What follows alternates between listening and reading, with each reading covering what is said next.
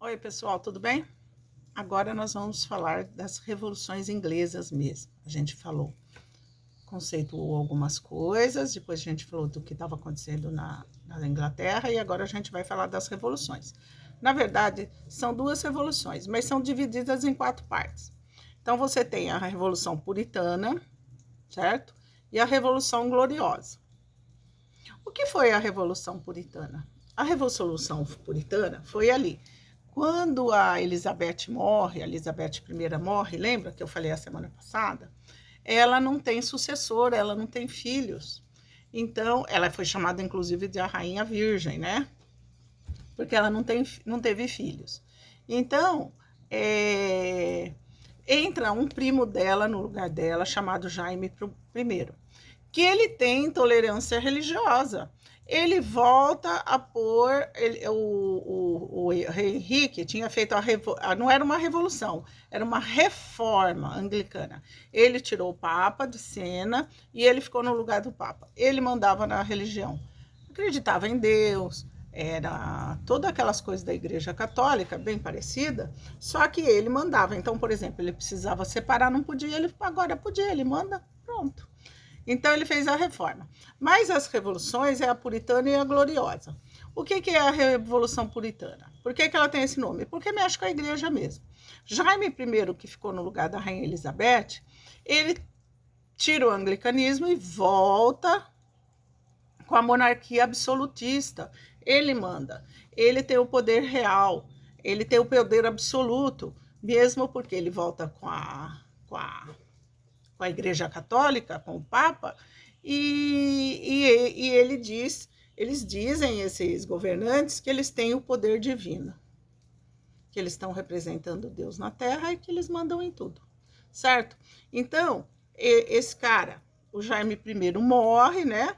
Aí vem o filho dele, o Carlos I, e que assume também. Só que é assim, a Inglaterra, de novo, começa a ter dificuldades econômicas, aí ela tinha uns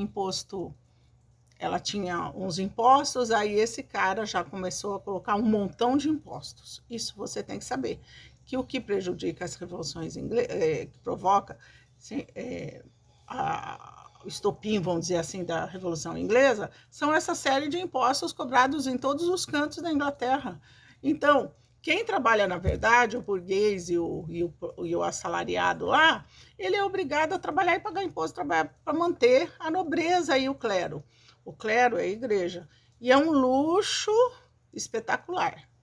Essas coisas são extremamente luxuosas. Até hoje, né? Você vê lá esse povo da política lá dos altos escalões, é muito luxo. Quem é que banca isso? Nós, pagando os impostos. Todos nós pagamos impostos. Cada grão de arroz que você come tem um imposto em cima desse grão de arroz, tá ok? Então, prestem bem atenção. Então, no meio dessa confusão de entra rei, entra rei, sai rei, o Carlos I, inclusive, ele foi decapitado, porque estoura a Guerra Civil. Os parlamentares, que já não estão valendo para nada, o rei não dá mais autonomia nenhuma para os parlamentares, lembra dos parlamentares? Que seriam hoje os senadores, os deputados, o rei não quer saber desse povo, ele não dá valor para ele. Então, os parlamentares organizam uma guerra e eles ganham a guerra. O exército dos parlamentares ganham e cortam a cabeça do rei. Aí vem outro rei, tudo com as mesmas ideias, não sei o quê. Quando eles vão decapitar o outro rei, ele foge. Aí assume, né? Aí eles tiram os Tudor do poder, voltam lá para os Stuart, é um tal de entrar uma família e sair outra, né? Que vocês têm tudo anotadinho certinho aí nesse mapa mental. Vocês têm um mapa mental feito por mim aí, muito interessante, que divide as quatro partes da Revolução. Então, por fim, você tem um cara chamado Guilherme de Orange, que é o Guilherme II. Esse Guilherme II, que é genro do Jaime II, que é uma confusão de nomes, por isso que eu estou falando que agora, no fim da Revolução Puritana, onde os parlamentares ganham a guerra, o que é importante saber? Que fica Guilherme II. E o Guilherme II, ele faz a Revolução Gloriosa. Então, essa Revolução Puritana foi aquela que teve a Guerra Civil, morreu um monte de gente, o primeiro rei lá foi decapitado, etc. e tal. Essa foi uma guerra.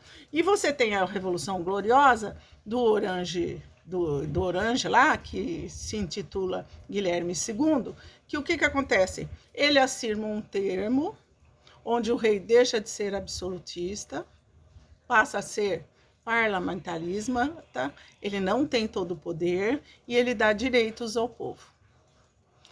Esse documento, chamado Bill of Rights, né, tá aí no mapa de vocês, na apostila de vocês, é o documento final. Por que ela chama Revolução Gloriosa? Porque ele fez esse documento, decretou essas leis e ponto, não houve guerra, não houve derramamento de sangue. Por isso que ela é chamada Revolução Gloriosa.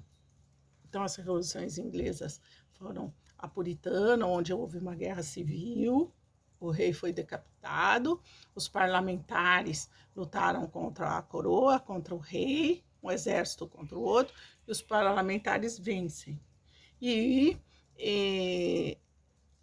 o Guilherme II estipula esse novo decreto, essa nova lei, onde a monarquia absolutista acaba e entra a monarquia parlamentar, ou seja, o rei não tem tanto poder assim. Entenderam? Qualquer dúvida eu estou à disposição. Beijo!